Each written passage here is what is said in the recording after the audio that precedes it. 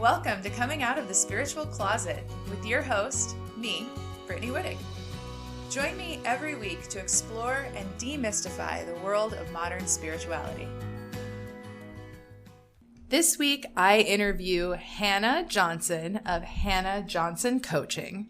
Hannah is a spiritual awakening coach and healer, and she's someone I have been following and listening to for a while now.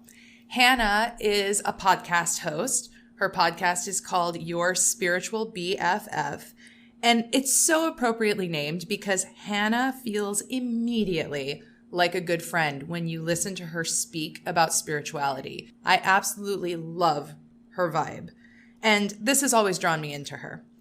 So Hannah is very open, vulnerable, and real in this conversation. It's really beautiful. She opens up about spiritual awakening, her experience coming out of the spiritual closet, and we get deep into inner child healing, the Akashic Records, just discussing how all of this works. And Hannah brings these sort of complicated topics down to earth in a clear, grounded way so you can understand what she's talking about. Hannah and I just vibe. It's like we speak the same language, and I feel like this episode is so grounded, so refreshing, and so honest about the spiritual path and the spiritual journey. So I will stop talking and let you enjoy this interview with Hannah Johnson. Welcome back, everyone. Thank you for joining me this week. And I'm so excited to have Hannah Johnson on the podcast this week. Hannah is just amazing. I know we're going to learn so much from her. So Hannah, welcome. Thank you, Brittany. I'm so excited to be here on your podcast this time for a change. Yes, this is so fun. So Hannah, to get started, could you just introduce yourself and tell us a little bit about you and what you do? Yes, I would love to. I'm Hannah Johnson. I'm a spiritual awakening coach and healer. I guide people in their spiritual awakening journeys, and that ends up looking like a lot of healing work. I discovered, when I went to start doing energy work and coaching together, I said, you know what, I'm going to do the two of these together. So I became a Reiki practitioner, and I support people on their healing paths and to connect with their intuition. And I totally believe that spirituality is as unique to each person and their lived experience as possible. So I don't do like a one size fits all approach. That's why I say, it's a healing work, it's coaching work. And I especially work with people like with their inner child healing, nervous system work, energy healing. Those are really big cornerstones for me in my work. So this looks like folks working with me in intuitive coaching sessions. And it's a mixture of coaching and energy work. I find energy work, right? Like I'm a Reiki practitioner, but it's really about like alchemy and alchemizing like what's coming up in present moment and calling parts of ourselves back to the present moment, with inner child work that I do with folks. I find it's often connected with people's inner child or their younger selves, however you like to look at it. And through the work I do with people, I call inner child work time travel. And it's like we're traveling back in time to bring these parts of us back that have been left behind or still holding some wounding from the past and causing some like inner dissonance. And so a lot of people that start like a personal development journey find me and they realize, oh, I'm really on a spiritual path. And so I do the combo of like that personal work, and then it inevitably ends up being a spiritual journey for folks. So I love the combination of traditional coaching, energy work, and alchemization, just kind of the way that supports people in coming back to their most present, mature, adult-centered selves so that they can tap into their spiritual selves as well. Ooh, yes. Oh, this is why I wanted to have you on the show, because you and I speak the same language. Yeah. This is so good. Okay, so you covered so many interesting things there. Let's start with, if someone comes to you, you mentioned that sometimes people come to you and they're more on a personal development journey, but then they realize they're on a spiritual journey. Mm-hmm. So could you share some of like the telltale signs that people are in the early stages of spiritual awakening? Yes, absolutely. I have found that folks that start to wonder if they're on a spiritual awakening are experiencing things like chaos in their life, an upheaval of a job, relationship, identity crisis. They're recognizing that the way that they have been living or the way that their family of origin lived is not the way they necessarily agree with or want to follow that path. It's almost like you can feel yourself also like withdrawing from maybe the life even you wanted for yourself too. Like these are really common indicators for beginning a spiritual awakening.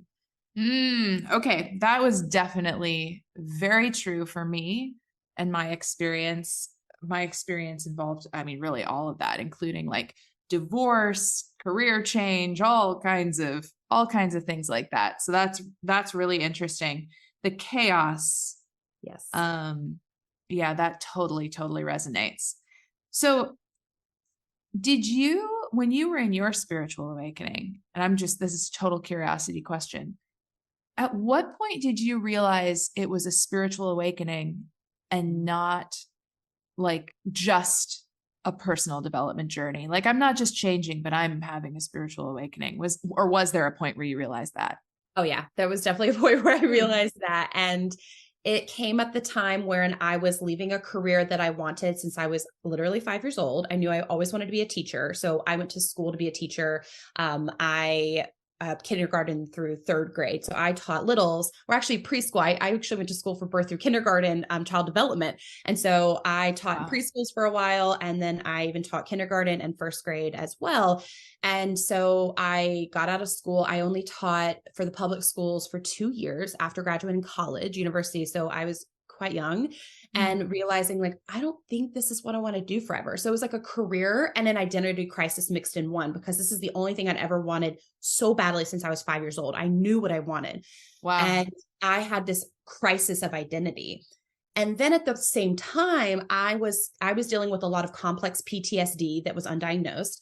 And I didn't realize that was sneaking up for me, but I was having a lot of inner dissonance and like clashing from who I truly authentically was and the trauma that I was dealing with inside. That I had started therapy a little bit at the same time. So therapy was a part of my journey, and recognizing this was a spiritual awakening.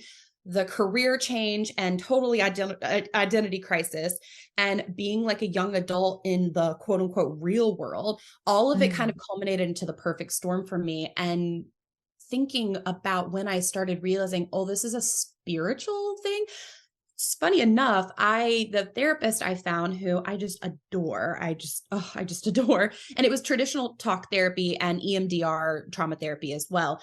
She ended up introducing me to Reiki. And so she was my Reiki practitioner as well. I was so fortunate to find someone who kind of had an evolutionary approach to the therapeutic setting. And so when I started discovering little nuggets here and there about manifestation, energy work, Reiki, crystals, like little things just started coming into my world. And I realized, why is this all happening at the same time? Like, this can't be a coincidence that all of this is converging at the same time, this perfect storm where I felt like my life was a shit show. And the funny thing is, like, I say that where it felt like my life was a shit show, but I had just not gotten engaged to my now husband. Like, I had great things going for me. I mean, we had just moved to Charlotte, North Carolina. I'd just gotten a job. Like, all these great things have been happening to me. So I wasn't the picture of just doom and gloom and like chaos. If you saw me during those years, you would think, oh, she's got it all together. She's good. Like, she's so successful. She's so lovely. She's bubbly, all these things. And yes, those things were true. And I was experiencing this inner dissonance where I was dealing with some really, really tough shit. And like, my trauma was really surging up for me to have some deep healing. And there was no avoiding it. And it all happened at the same time, the perfect storm. Oh my gosh. Oh yeah, I can relate to that. And the thing there that's so interesting that you touched on is how so much of this is internal. So much of the spiritual journey is internal. I think that a lot of times, especially when we all do this, but especially when you're newer to the spiritual community, I think it's easy to like look out at the sea of Instagram accounts and be like, oh wow, look at, they've got their shit all together. I'm a mess. I feel crazy. But the reality is they do too. It's true. It's so true. And that's Yeah. why I think like accessibility, like these conversations are so important. Even Yeah. now you look at me and I have a business and I'm full time with my healing business, my coaching business now. I don't have all my shit together either. Like I'm Right. still on this journey. The work is never over. And so that's why it's so important for me to be real. And I think you're right, Brittany. You and I speak the same language so that we can let our communities know. And those listening here or over on Instagram, wherever, like this is like still, we're still real people, like moving through our alchemization and through like the spiral of healing, you know? Yes. Like I saw your posts today about how you got overstimulated creating a reel. Yes. I thought that was so brilliant. And you had to regulate your nervous system. And it was just so awesome, like sharing the real deal. Oh, the real deal. I'm all about the real deal. Let's make this relatable as possible, as accessible as possible for people and like talk in like real terms and real words. Even though sometimes we talk about spiritual things that can be very up here and woo woo. And it's so important for me to make them accessible because they didn't always feel accessible to me when I first entered the spiritual community, to be honest with you. It just felt like I need a dictionary on all of these terms, all of these words. I need a reference sheet. I need all of this, which is why I run my business and my own podcast the way I do, to be that reference sheet, to be like that dictionary for people to help them navigate what I think the barrier to entry sometimes can feel a little intimidating in the spiritual world. I think that's shifting. I'm so grateful. Thanks to people like you, people like me, and the work that we do together and collaborate and getting the relatability factor included in here. It's just so important. Yes. I often sort of refer to it as like the corner of the spiritual world that's really grounded. Yeah. Like grounded spirituality. I feel like we're in that little corner and it's getting bigger and bigger and bigger. Ooh, I just got chills. Yes. So much yes to that. Yeah, totally. I love that. Okay. So you also touched on something that I want to hear more about that has been super transformative for me, and that is inner child work. And you kind of touched on that when you were talking about your own like CPTSD. I would imagine that there was inner child work that you did there.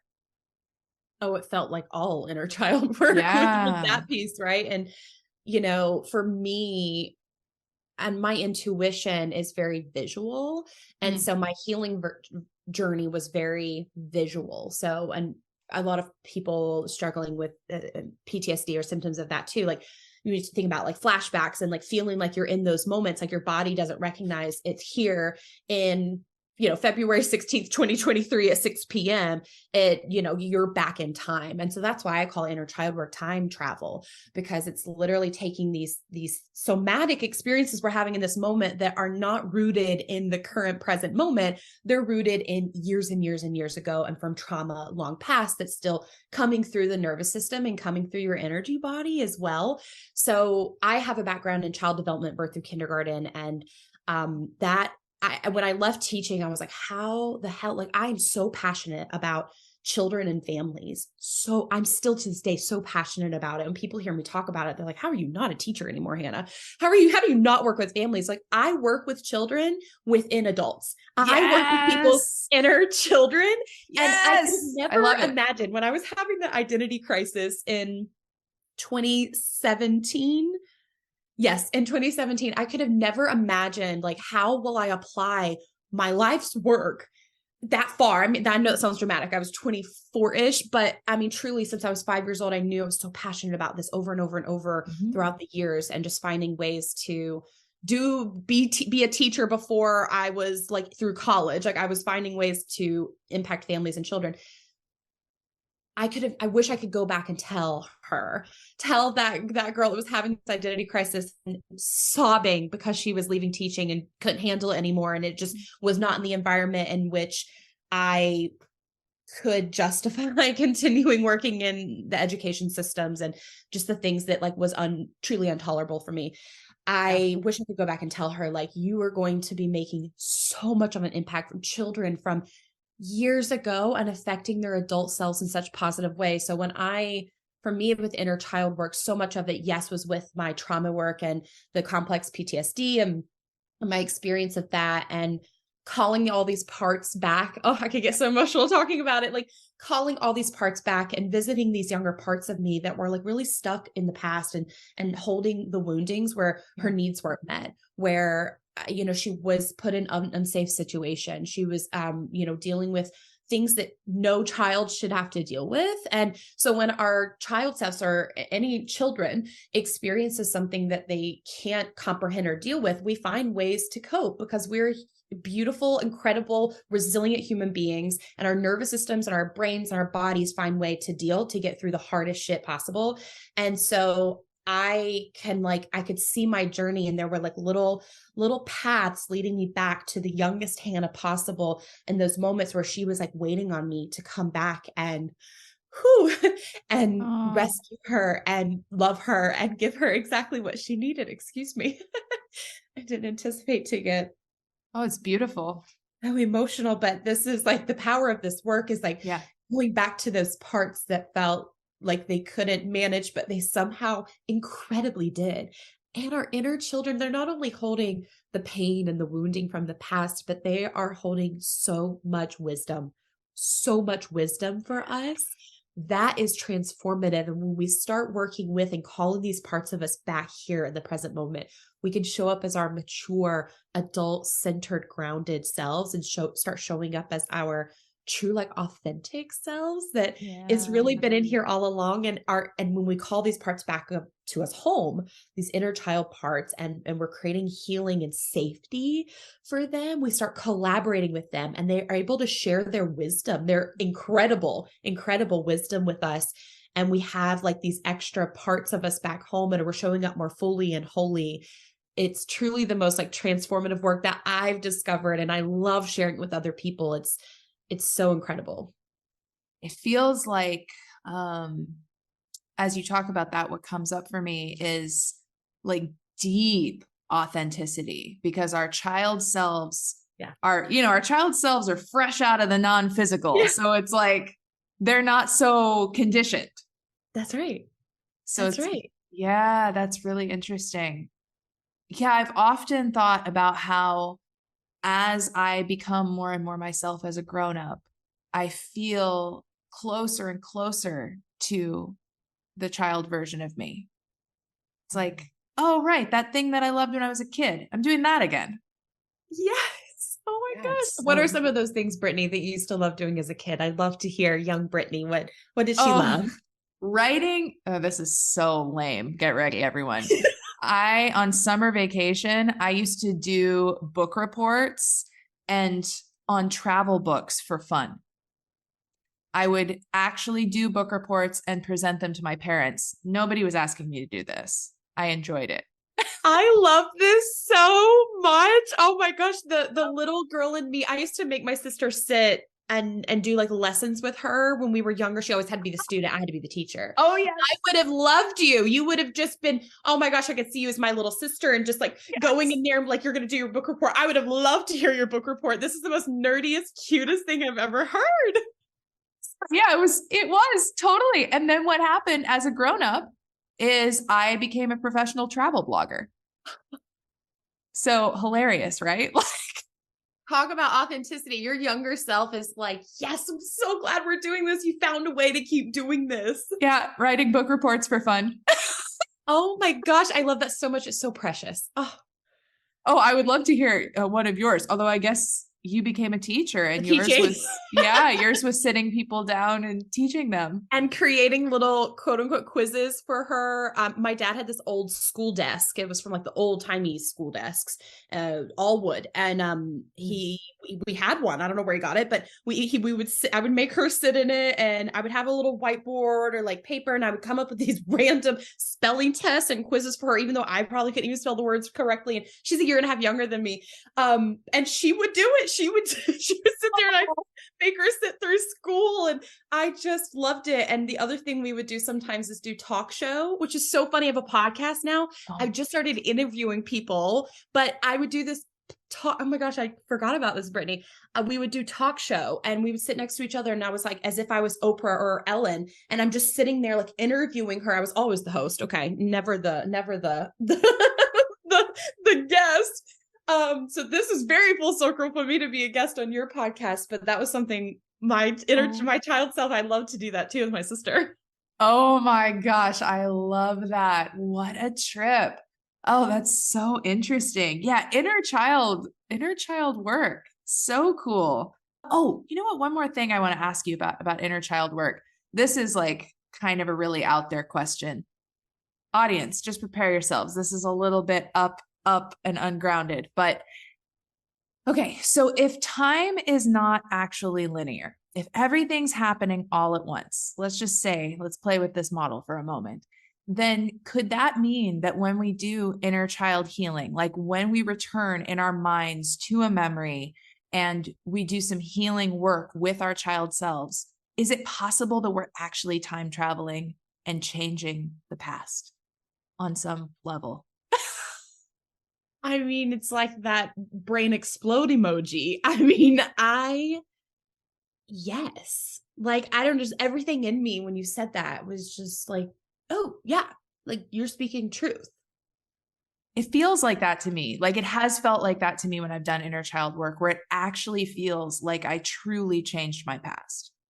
Yes. Oh my gosh. Yes. I'm sorry. I'm so speechless. Just taking this in and soaking this in.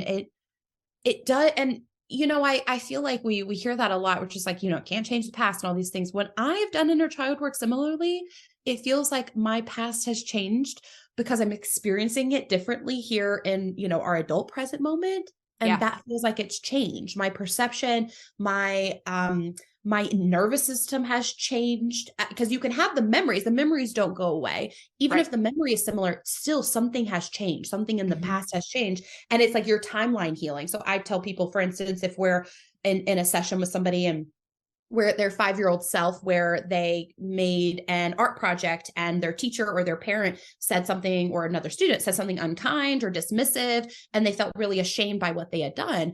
And we can kind of like pause, like when I do inner child healing with people and we go back to these moments, we can kind of pause the scenarios, like we press the pause button, only they can move.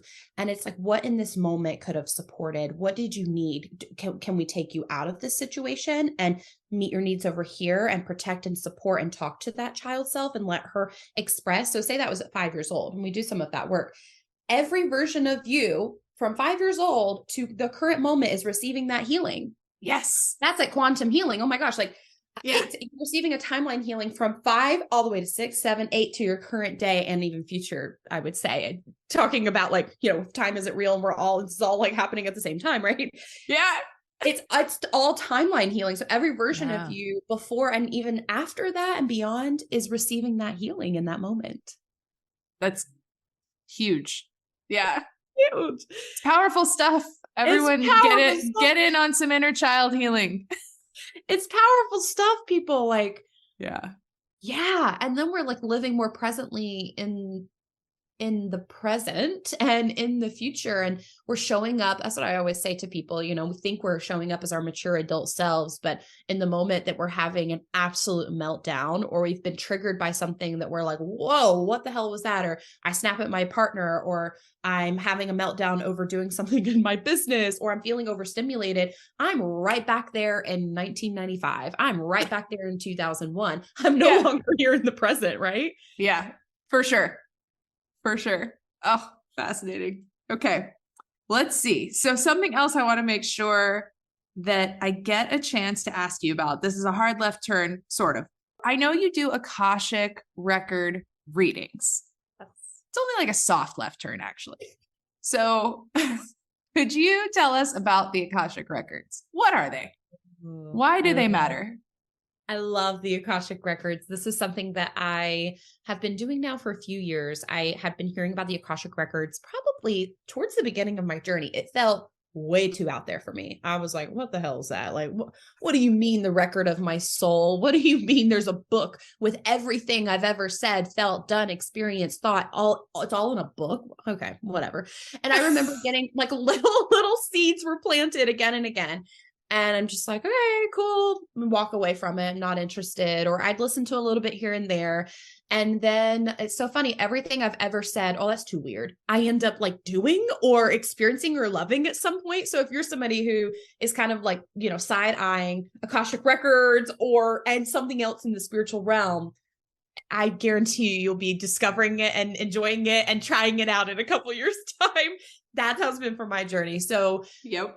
now the Akashic Records, let's ground it a little bit, because it, you know, I've just described a little bit, which is it's the record of your soul. It's anything you've every life you've ever lived, and the record of that life and how it can support you here and now. So when we access our records, we're getting this big giant book, and we're getting access to every timeline, every lifetime to exist for our soul. And it holds so much wisdom, so much wisdom. And when you go into the Akashic Records, so that is like the place of Akasha. When we go there, it's like in another dimension, as I say it. Some people believe it lives in the Pleiadian star constellation. You know, you're going to find 1,000 different things if you Google this. This is just what's been true for me. And Brittany, I'll share vulnerably, I was not taught the Akashic Records. I did not take a course. I did not receive an activation from somebody here now. This is something I've been doing for like lifetimes, and I stepped into it. I remember asking my healer mentor, like, can I do this? Like, the Akashic Records opened themselves to me on an Instagram live several years ago. I was on Instagram live, and I'm like, oh my God, I'm in this person's records, like so suddenly. And this is not something that normally happens to me. Like, I'm not somebody who experiences, you know, UFOs or alien life form or like things that seem quote unquote out there, very like woo woo, all these things. And thank goodness it was a friend of mine who I was answering a question for. I think I was pulling oracle cards, and I was in her records, and it startled me. And so I said, like, no, thank you. I need to like get off this live before I can figure this out. So I called her after. Again, I know her. And I said, can I tell you, I think I was just in your Akashic Records during that Instagram live. And she's like, what? Tell me more. Of course, she was very open to it. I said, I've never done this before. So can I just share a few things that was like really just coming through very quickly, just some like messages, images, and the way I was experiencing it. And after that, that's when I went to my healer mentor. I'm like, I'm feeling really called to do this for other people and to read their records with them, for them. At first it was for them. Now I view doing record readings as doing it with you. It's your record. It's not mine. It's your soul's record and wisdom. And so anyways, my healer's incredible. And she's like, Hannah, you've been doing this for lifetimes. You can 1000% do this. And even before I dropped into the records randomly on the Instagram live, I was at a retreat with her, that she was putting on, and we did the shamanic, meditation journey. And I felt this book come out of my chest in the meditation. And then a few weeks later is when I accidentally dropped into the Akashic Records for somebody on an Instagram live. And then, you know, the rest is history. I do Akashic Records for people now. And it's something I've learned to do. I had only one Akashic record reading after all that happened. I got one because I wanted to see what it was like from this person that I really trusted. Always use discernment with who you choose to work with. Really called to work with this person. Felt really safe and in alignment. Got my Akashic record reading, and I started reading them for myself thereafter. And then I would ask a few clients, like, can I read your records? Can I go into your records? So I would be doing an energy healing session with them. I'd do a Reiki session, and I would go into their records before. So access their book, and they would come through with a question. So record reading, you ask a question, open-ended questions, and you could literally ask anything from past life questions to current life things. If I'm trying to make a decision about whether to move to the East Coast or the West Coast, or move to Europe or South America, we can ask questions about things that we have going on in our lives here and now. And we can also ask how things might be impacting us from past lives, or our soul's purpose, or why is this particular thing coming up for me, or I'm struggling with my health, like what's going on here, what wisdom and guidance is there for you.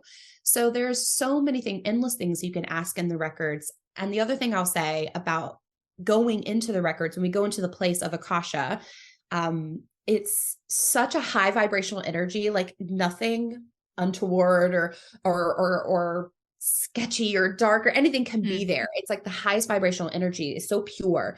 And when we go into that place and we access our record, we could literally just sit there in our own record and not ask or do a thing and receive a healing. It is a healing every time I access the records for myself or others. And the beautiful thing about me doing record readings with people, I get the benefit of the healing that comes through with them at the same time. It's so juicy and amazing. I'm so honored to be able to do that with people. And I receive the healing as well, and the activation and the wisdom in my own way when I'm, channeling their record reading. And it's always getting the other person who's receiving the reading to participate enhances the record reading by like tenfold. I didn't do that in the beginning when I started doing record readings. It was just kind of me channeling. Sure. After I've accessed their book of their soul, they've asked a few questions, but now I have the other person participate, whether that's talking a little bit more about their question or diving in or telling me what they're experiencing when they've asked that question, or somatically even, and what they're getting intuitively, and collaborating that way. It just unfolds in the most incredible way. I know that was a lot. And again, it's kind of up here, and I'm always very mindful of trying to bring it down as relatable as possible of why we would go into the records, but you can truly learn anything and everything. And they actually went into records 15 minutes before this interview. I love that. And you did a really great job of explaining it. And for everyone listening, there will be information on how to connect with Hannah in the show notes. We're not done with the interview, but I guarantee you there are people listening right now. They're like, okay, I want to book one of those with Hannah. Because even as I was listening, I was like, I haven't had an Akashic Records reading in a long time. Maybe I should book one of these with Hannah. This sounds awesome. The way you describe it, it sounds very natural for you, like something that is a really natural gift. And also the way that you described it being a collaborative process with the person that you're doing you're doing the reading for, that just feels like unique and special to me. I think that's really cool. Oh, thanks, Brittany. It's been such an evolution and of trusting myself. And I think it needed to come much later. Like I said, the seeds had been planted of Akashic Records for years now. And when I was finally, I'd done a lot of work with trust, with self-trust, and healing that. It was a real wound for me. And healing that and stepping into my intuitive gifts in a really big way, it unlocked everything. And I do it in a unique way. So that's why I said, you're going to Google and you're going to find so many different results, and somebody's going to do it differently than I am. And they may even, it's going to be totally different, but the way I do it, I thank you for that feedback of hearing how natural that feels, because it truly is through my own intuitive senses, the way that this has just been discovered. And with the clients that I do it with, they just receive epic healing that really just transforms them over and over and over again. And the benefits of a reading like that just keep going for weeks and months and months and months. And you get to build on it and bask in the juiciness of it. It's really special. Cool. Sounds amazing. Let's see. Okay. So, I think what I want to make sure that I ask you is, it sounds like you had this career as a teacher, you realized that wasn't for you, and that was all part of your spiritual awakening. First of all, did you have a spiritual upbringing, or was spirituality new to you? Spirituality, in the sense that it was separate from religion, was new to me. I grew up in a Southern Baptist household, and pretty intense. Okay. A lot of hellfire, brimstone, a lot of fear-based teaching. I've experienced a lot of trauma connected to religion. So that's been a total journey for me, not only with inner child work, but also reconciling my spirituality and stepping away from the church and religion, and discovering what feels true and authentic for me. But now, Brittany, as you say that, a part of my spiritual awakening, realizing, you would ask me, realizing when did it go from a personal journey, and maybe it's some healing in there, to realizing with spiritual awakening, I started feeling a call to connect to something greater than me, but I knew it wasn't going to look the way that it did as a child, as a teenage girl, even and experiencing a lot of trauma connected to religion. So I started looking at spiritual gatherings near me. I think that's some of the things I was Googling at the time. I would love a community. I would love people that are talking about this stuff, but I didn't even know it as spirituality. I just knew I was being drawn to something, and I knew it wasn't going to look like the way I grew up. And I found, I never went, but I found this I think it was Unitarian kind of quote unquote church. Yep. I don't know that they use a particular like Mhm. book. I don't know if they use the Bible, if they use like several different kind of religions in there. That was the only thing that I found closest, but I actually never went. Just by like me delving into that, that's when I learned more about spirituality and like manifestation and law of attraction and like calling it the universe and source energy. And then I learned about Reiki and like channeling life force energy. So that led me down to the spiritual path because I was looking for something greater than, but different from the way I grew up. And I was looking for like connection. I was yearning so badly for connection. So thank you for unlocking this memory. I remember when I was around the time I was leaving teaching, I knew I needed that connection. Like my heart was literally pulling me towards it. Did you have the experience at some point of needing to come out of the spiritual closet? Oh yeah. Okay, I would love to. I think it's so helpful because there's probably a lot of people listening who are newly out of the spiritual closet or are still in there. So could you share a little bit about that experience? Totally. And just the serendipitous nature of this. I know it's the name of your podcast. I did an episode on my own podcast called Coming Out of the Spiritual Closet because I was like, isn't that crazy? It's very serendipitous of like how that transpired and just kind of full circle moment right now. But yeah, I started doing all this spiritual stuff, all this woo woo stuff. I used to always call it stuff. And I think it's a lot of people call it in private. And then I was sharing with my partner, we were living together at the time, about to get married. And I was very open with him. And he grew up, much more open-minded, than my family. And I've always been incredibly open-minded, which is why like what I was learning in the church just never sat well with me, even as a young kid. And I asked a lot of questions and they did not like that. I would often get in trouble for that or like really called down and like, shrink small, with shame of like asking these big questions that no one could really answer.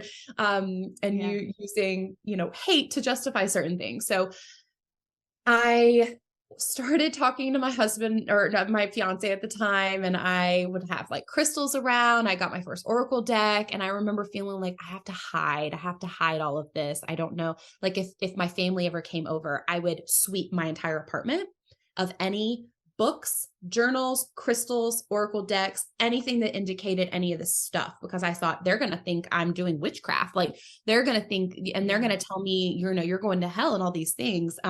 So I literally would get them and put them away.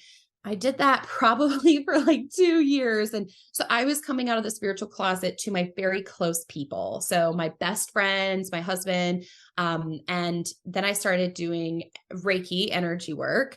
And I learned Reiki and I didn't tell almost anyone for 1.5 years. I was too scared. They were going to ask me, wait, what? And I was going to have to explain this concept that still felt so new to me and that felt so different, but also the same of like some of the stuff I learned, about Jesus and the way that, healing touch and some of these things. I was like, oh my gosh, they're going to think that I'm trying to do.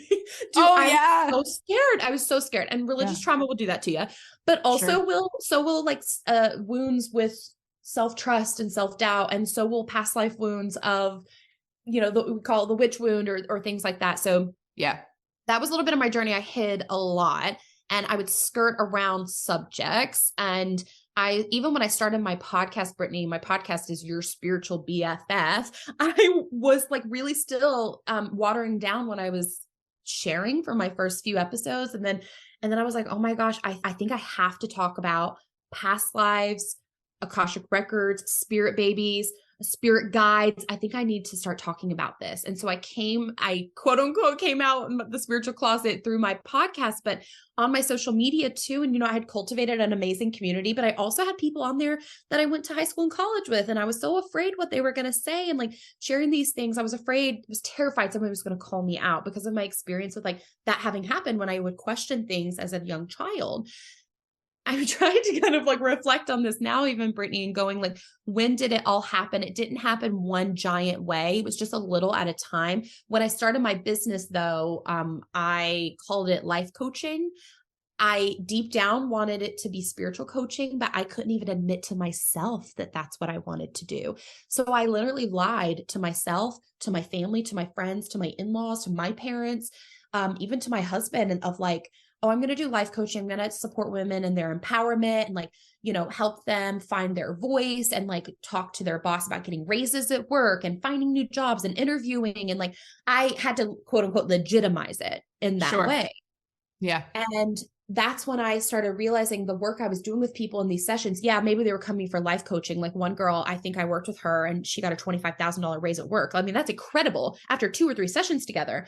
And I'm thinking, this is incredible, but I don't feel like fulfilled. But actually the stuff we worked on during sessions for her to feel confident enough to talk to her boss and ask for the raise was like inner healing work. So I was doing it, but I wasn't calling it that. And for legitimacy purposes to my family and friends and my husband, even myself, I just kept calling it that. And eventually I just started changing some of the words on my Instagram. I would start changing some of the words and the verbiage on my website to kind of like, hopefully people will see these keywords and know that I'm into this stuff. I was watering it down. I was skirting around, but I was coming out little by little by little. And all the time though, on my Instagram, I was talking about manifestation work, spirituality well before I started a business. And so I converted my personal Instagram account to a business account. So people had been following me and like loving the manifestation content. I would just come on and tell people like, I read this book or I heard this thing, or I was just so excited about it. I never thought I would be a business ever, ever, ever. I never thought I would have my own business. Let me tell you, like I would listen to people, podcasts, like that was my like bread and butter, that and books when I first started my spiritual awakening journey. And I would hear them talk about entrepreneurship. I'm like, skip ahead. I thought that'll never be me. And look at me now. It's just so wild. So I was sharing these things that I was just finding along my journey on my personal Instagram stories for years and years. And so I found, people's incredible feedback of like, oh my gosh, this is so cool, Hannah, that you're like getting really into this stuff. And I was like, oh wait, people are watching me. That like scared me so much. So I came out little by little by little. I mean, now the door is like wide open and I'm like inviting people in and like, let's do this thing. Like, let's do this. Like, let's get out there. And it's not as scary for me anymore, but it was totally a gradual process. Cool. Yeah. I can definitely relate to that. There were people when I published the first episode of this podcast, Coming Out of the Spiritual Closet, there were some close friends in my life that had no idea about my spirituality. And I said in the first episode, I'm actually coming out of the spiritual closet right now. Wow. But I can definitely relate because up until that moment, same kind of thing. Very gradual, very like just little bits here and there, very watered down, like, and finding like safe ways to do it. So, I mean, there's something to be said for that. There's finding like safe to your nervous system, right? Yes. Safe ways to do it and talk about these things. And my husband was so accepting and just like, listen, like whatever you want to do. He was so cool about it that way. And I so appreciate him being that way because it helped me be fully myself at home. Oh So that I could like normalize it for myself and cultivate safety within my nervous system of like these new beliefs and the old beliefs that I was letting go of and the shift and just all the growing up and the evolution of me, that really supported me and actually starting to open up more to him so I can cultivate that within so that when I was ready to come out of the spiritual closet to like people, I could feel really confident in doing so and know that I'm going to be okay. Even if somebody doesn't agree with this or somebody calls me out, but nobody did. Nobody was like texting me, like saying all these things or like blasting me. I made up all these stories of like, oh, this is going to happen. Somebody's going to blast me or they're going to call my mom. None of that happened. Right.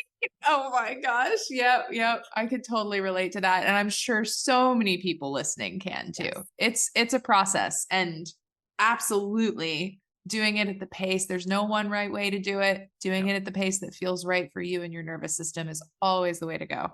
Absolutely. Well, Hannah, this has been amazing. Thank you so much. If people would like to work with you, how do they find you? How can they do that? Yes. Thanks, Brittany. I am over on Instagram at Hannah Johnson Coaching.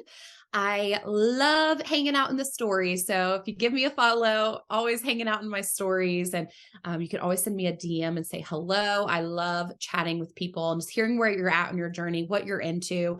The other thing I wanted to share about where to find me is I interviewed Brittany here on my podcast. So that'll be episode 83. Embrace fear to take back your power and follow your intuition. So episode 83 on your spiritual BFF, that's my podcast. So over on Instagram, come hang out with me there and my podcast, Your Spiritual BFF, and listen to Brittany's episode 83. Ooh, exciting. I was born in 1983, so that's perfect. Feels like a great, Hello, feels like a great synchronicity. That was meant to be another synchronicity. Oh, it's just an Yes. episode of synchronicities with us, Brittany. I Thank love you it. And truly, this was so special. oh yeah, it's been amazing. And everyone, Hannah's podcast, Your Spiritual BFF, is awesome. So you do definitely want to check it out. If you enjoy coming out of the spiritual closet, I guarantee that you're going to enjoy Your Spiritual BFF. They're very, very much in the same realm. Hannah, thank you so much for joining me. And I will have all of that information in the show notes. And thank you to everyone listening. I will catch you next week. Thanks.